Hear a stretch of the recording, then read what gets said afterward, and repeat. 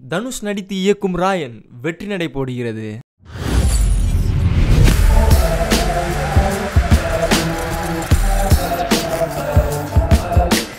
V4U media நேயர்களுக்கு வணக்கம். இன்னைக்கு நம்ம ரிவ்யூல பார்க்க போற படம் வந்து தி லிட்டில் வே ப்ரொடக்ஷன்ஸ் மற்றும் SK ப்ரொடக்ஷன்ஸ் இணைந்து தயாரிச்சு PS வினோத்ராஜ் இயக்கத்தில் வெளிவந்திருக்கிற கொட்டுக்காளி. கொட்டுக்காளி படத்துல சூரி மற்றும் ஆனபென் லீட் ரோல்ஸ்ல நடிச்சிருக்காங்க. இவங்களோட படத்துல நிறையவே பேர் நடிச்சிருக்காங்க. ஸோ கொட்டுக்காளி படத்தோட நீங்க கதை என்னன்னு கேட்டீங்கன்னா, கதையின் நாயகி ஆனபென் வந்து வேற ஒரு ஜாதி பையனை காதலிப்பாங்க. அதனால அவங்களோட அந்த சமுதாயத்திலையும் அவங்க குடும்பத்துல வந்து பிரச்சனை வரும்.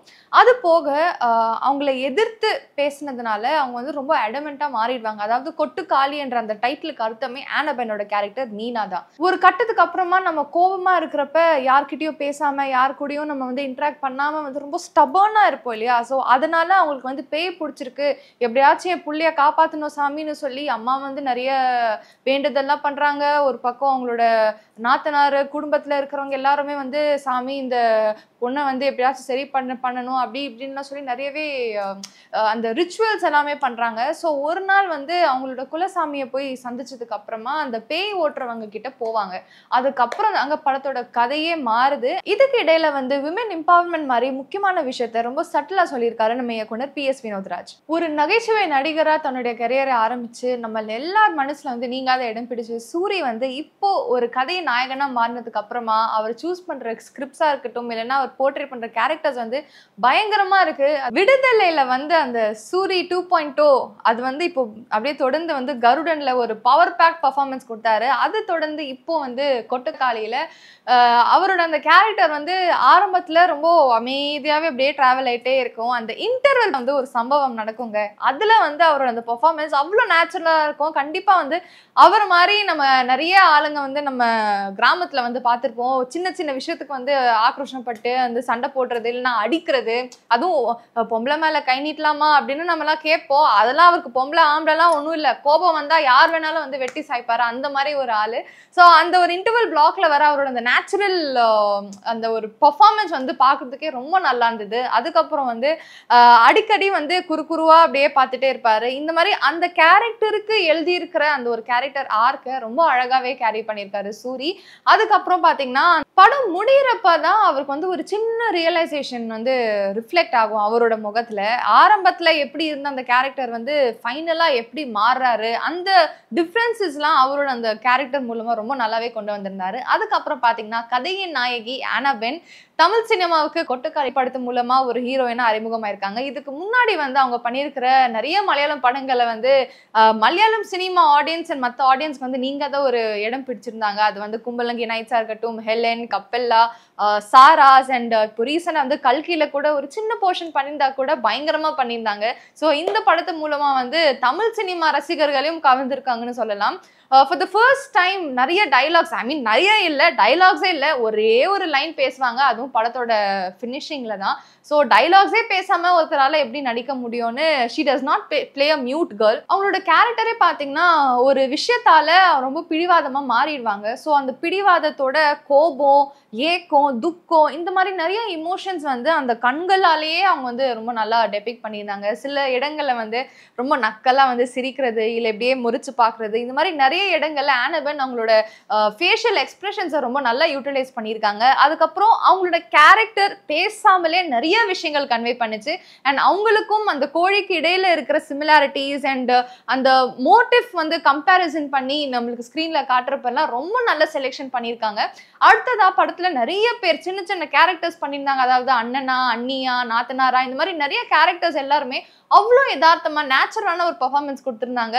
நம்ம எல்லாருமே அந்த ஒரு பயணத்தோட நம்மளும் டிராவல் பண்ணிட்டு அந்த ஒரு சிச்சுவேஷன்ல மாட்டிக்கின மாதிரி நம்மளுக்கும் ஃபீல் ஆச்சு. படத்துல ஷேர் ஆட்டோ ஓட்டுறவரா இருக்கட்டும், இல்லைன்னா காலமாடை கூட்டிட்டு போற ஒரு சின்ன பொண்ணா இருக்கட்டும், அவங்க எல்லாருமே குட்டி குட்டி குட்டி போர்ஷன்ஸ்ல வந்தா கூட ரொம்ப யதார்த்தமான ஒரு இயல்பான பெர்ஃபார்மன்ஸ் கொடுத்துருக்காங்க. பி சக்திவேல் இந்த படத்துக்கு ஒளிப்பதிவு பண்ணியிருக்காரு. படத்தோட ஆரம்பத்துல வர ஃப்ரேம்ல இருந்து முடிகிற வரைக்கும் அவரோட ஒளிப்பதிவுல வந்து யதார்த்தம் அது நிறையவே இருந்தது. அந்த சினிமா பார்க்குற எக்ஸ்பீரியன்ஸ் மாதிரி இல்லாம நம்மளும் கூட அப்படியே டிராவல் பண்ற மாதிரியே நம்மளுக்கு அந்த ஃபீல் கொடுத்தது அந்த அவரோட விஷுவல்ஸ். கிராமத்தோட அந்த பசுமையை வந்து ரொம்பவே அழகா காட்டியிருந்தாரு. அண்ட் இது வந்து எந்த கிராமமா இருக்கும்னு நம்மளெல்லாம் யோசிக்க வச்சிருக்கு. கிராமம் அங்க இருக்கிற மக்கள் ஒரு பக்கம்னா, இன்னொரு பக்கம் என்னன்னு பாத்தீங்கன்னா சேவல். அதோட காலை வந்து ஒரு கல்லோட கட்டி போட்டிருப்பாங்க. ஸோ எப்படியாச்சும் அங்கேருந்து எஸ்கேப் ஆயிட்டு பறக்கணும்னு ஆசைப்படும். ஸோ அந்த ஒரு சேவல் ஒரு பக்கம், அதுக்கு அப்படியே பேரலா வந்து ஆனபென்னை காட்டுவாங்க. ஆனபென் அந்த சேவலை பார்க்க, சேவல் ஆனபென்னை பார்க்க அப்படியே வந்து ஒரு சிமிலாரிட்டி கொண்டு வர பார்ப்பாரு நம்ம இயக்குனர். ஸோ அந்த விஷுவல்ஸ்ல வர அந்த க்ளோஸ் அப் ஷாட்ஸ், அந்த சேவலோட கண்கள் அப்படியே துரு துருன்னு பார்க்குற அந்த ஒரு ஒரு பயத்தோட சேவல் எப்பவுமே இருக்கும் இல்லையா? ஸோ அந்த இமோஷன்ஸ் ஆஃப் த சேவல் அதை வந்து ரொம்ப நல்லாவே காட்டியிருந்தாரு. சேவலை வந்து அவரோட விஷுவல்ஸ்ல பாக்குறதுக்கு அவ்வளோ அழகா இருந்தது. So cinematography definitely is a big plus for Kottukkaali. அதுக்கு அடுத்ததா பாத்தீங்கன்னா படத்துடைய எடிட்டிங். கணேஷ் சிவா இந்த படத்துக்கு எடிட்டிங் பண்ணியிருக்காங்க. படம் வந்து ஒரு 1 hour 40 to 45 minutes தாங்க. ஸோ ரொம்ப கிறிஸ்பா எடிட் பண்ணியிருக்காரு. அண்ட் இந்த எடிட்டிங்ல எனக்கு ரொம்ப பிடிச்ச ஒரு விஷயம் பாத்தீங்கன்னா, ஒரு சீன் வந்து முடிஞ்சு போச்சுன்னா அதை டக்குன்னு ஜம்ப் கட் பண்ணி அடுத்த சீனுக்கு மூவ் பண்ணாம அந்த சீனை வந்து அந்த ஃப்ரேமை வந்து இன்னும் ஒரு 5 to 6 seconds வச்சுட்டு அதுக்கப்புறம் அடுத்த ஃப்ரேமுக்கு மாறுறாரு. which also brings in a lot of emphasis towards the story shown on screen. இப்போ ஒரு படத்துல வந்து ஒரு விஷயம் காட்டுறாங்க, அதாவது அவங்க குலதெய்வம் கோயிலுக்கு போறாங்க, போய் சாமியெல்லாம் கும்பிட்டுட்டு கிளம்புறதுக்கு அப்புறமாவும் அந்த குலதெய்வத்தை வந்து அப்படியே ஃபோக்கஸ் பண்றாங்க. டக்குன்னு காட்டிட்டு அடுத்த ஃப்ரேமுக்கு ஜம்ப் பண்ணாம அந்த ஒரு ஃப்ரேம் வந்து ஒரு 10 செகண்ட்க்கு அப்படியே இருக்குது. ஸோ இது ஒரு சும்மா ஒரு எக்ஸாம்பிள் தான். ஸோ இந்த மாதிரி நிறைய விஷயங்கள்ல வந்து ரொம்ப சஸ்டெயின் பண்ணி ஸ்லோவாவே நம்ம வந்து படத்தை கொண்டு போலான்ற அந்த ஒரு பேஸை வந்து ரொம்ப நல்லா மெயின்டைன் பண்ணியிருக்காரு. படத்துல வந்து மியூசிக்கே கிடையாதுங்க. இப்ப இருக்கிற சினிமா காலத்துல வந்து மியூசிக் இல்லாம ஒரு படமா அப்படின்னு யோசிச்சாலே நம்மளுக்கு ரொம்ப ஆச்சரியமா இருக்கு. ஆனா மியூசிக்கே இல்லாம வந்து சின்ன சின்ன விஷயங்களோட அந்த நேச்சுரல் சவுண்டை ரொம்ப நல்லா கேப்சர் பண்ணியிருக்காரு நம்ம இயக்குனர் PS வினோத்ராஜ். அது ஆரம்பத்துல வந்து காக்கா வந்து காக்கா அப்படின்னு அப்படியே கத்துறதா இருக்கட்டும்னா, சேவல் வந்து கொக்கரகோ, இந்த மாதிரி நிறைய அந்த கிராமத்துல வர சின்ன சின்ன விஷயங்களோட அந்த ஒரு சவுண்ட் வந்து ரொம்பவே அழகா வந்து கேப்சர் பண்ணியிருக்காரு. அதுக்கப்புறம் ஷேர் ஆட்டோல போறப்ப திடீர்னு ஆட்டோ வந்து ஆஃப் ஆயிடும், அதை திரும்ப ரீஸ்டார்ட் பண்ணி அந்த மோட்டர் சவுண்ட்லாம் அவ்வளோ நேச்சுரல் நம்மளுக்கு கொடுத்துருந்தாங்க. இது மாதிரி சின்ன சின்ன சவுண்ட்ஸ் வந்து படத்தோட நேரேட்டிவ்க்கு ஏற்ற மாதிரி ரொம்ப பெர்ஃபெக்டாவே சிங்க் ஆயிருக்கு. போன வருஷம் வெளிவந்த கூழங்கள் படத்து மூலமா தமிழ் சினிமாவுக்கு ஒரு இயக்குனர் அறிமுகமானாரு PS வினோத்ராஜ். ஸோ அடுத்த படைப்பாக கொட்டுக்காளி நம்மளுக்கு பிரசன்ட் பண்ணியிருக்காரு. ஸோ கூழங்கள் பார்த்தவங்களுக்கு தெரிஞ்சிருக்கும் கொட்டுக்காளி எந்த மாதிரி ஒரு படம்னு. ஏன்னா அவரோட மேக்கிங் ஸ்டைல்ல வந்து அப்படியே அந்த நேட்டிவிட்டிக்கு ஏற்ற மாதிரி ரொம்ப நல்லாவே நம்மளுக்கு படத்தை பிரசன்ட் பண்ணியிருக்காரு. என்ன நம்ம எல்லாருக்குமே பொறுமை கண்டிப்பா தேவை. ஏன்னா படம் வந்து ரொம்பவே ஸ்லோவா டிராவல் ஆகுது. அஃப்கோர்ஸ் வந்து இந்த மாதிரி சப்ஜெக்ட்க்கு ரொம்ப வேகமா போனாலும் அதுல வந்து சுவாரஸ்யமே இருக்காது. ஸோ அந்த கதைக்கு தேவையான அந்த பேஸை ரொம்ப நல்லா மெயின்டைன் பண்ணியிருக்காரு. அண்ட் நிறையவே விஷயங்கள் வந்து அந்த ஒரு கதையிலே நம்மளுக்கு வந்து சொல்ல ட்ரை பண்ணியிருக்காரு. படம் வந்து ஃபிளாஷ் கட் அண்ட் பிரசன்ட் அந்த மாதிரிலாம் நான் லீனியர் எல்லாமே ஒரே ஒரு லீனியர் ஃபார்மேட்ல தான் போகுது. அண்ட் நிறைய விஷயங்கள் வந்து டைலாக்ஸ் மூலமாவே ஓகே இந்த இன்சிடென்ட் அப்ப நடந்துச்சு, இந்த ஒரு சம்பவம் இதுக்கு அப்புறம் நடக்க போகுதுன்னு இந்த டைலாக்ஸ் மூலமாவே கன்வே பண்றாரு. ஃபிளாஷ் கட்ஸ் என்ற ஒரு கான்செப்ட் வந்து கதையில கொண்டு வராம இருக்கிற கேரக்டர்ஸே வச்சு வந்து சிச்சுவேஷன்ஸ் நம்மளுக்கு வந்து புரிய வச்சிருக்காரு.